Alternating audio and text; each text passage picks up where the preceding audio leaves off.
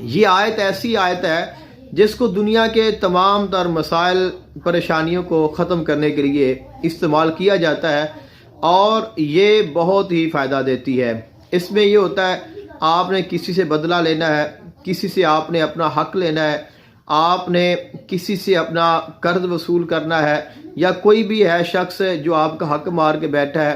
آپ کی کسی چیز پہ قبضہ کر کے بیٹھا ہے، یا کوئی بھی ایسا بندہ ہے جس نے آپ کے اوپر ظلم کیا ہے، جو آپ کے ساتھ زیادتی کر رہا ہے، جو آپ کے ساتھ غلط کر رہا ہے، تو آپ اس کے شر سے بچنے کے لیے، اس کو سبق سکھانے کے لیے، اپنا حق پانے کے لیے، اور دشمن کو،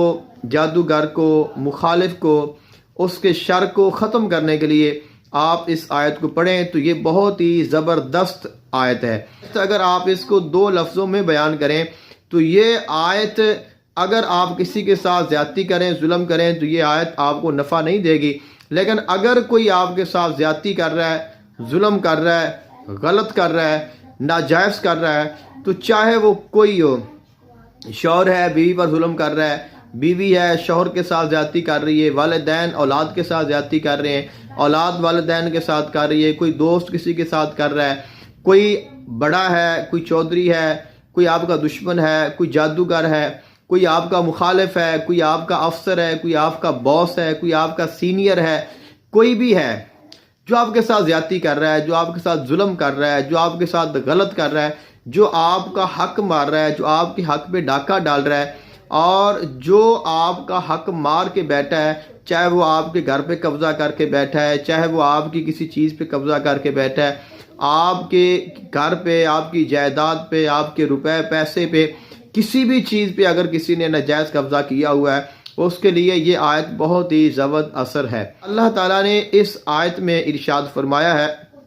فَقُطِعَ دَابِرُ الْقَوْمِ الَّذِينَ ظَلَمُوا، پس کاٹ دی گئیں جڑیں اس قوم کی جس نے ظلم کیا۔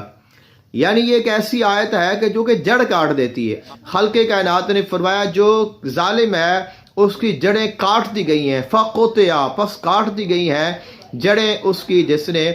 ظلم کیا، چاہے وہ ایک انسان ہے، چاہے وہ 2 ہے، چاہے وہ 1000 ہیں، چاہے پوری قوم ہے، کیونکہ اللہ تعالیٰ نے فرمایا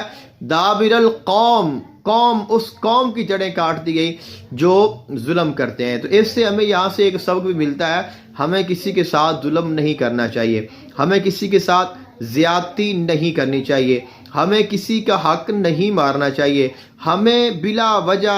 کسی کے ساتھ کوئی بھی غلط نہیں کرنا چاہیے۔